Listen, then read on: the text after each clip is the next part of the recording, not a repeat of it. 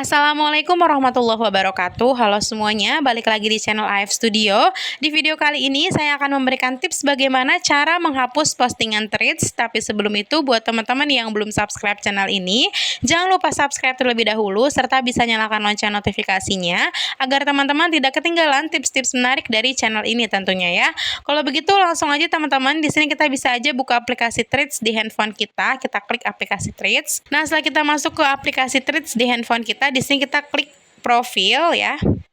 Setelah itu di sini kita tinggal pilih aja untuk status apa atau utas apa yang mau kita hapus. Misalnya di sini aku mau pilih utasnya yang ini ya, yang audio.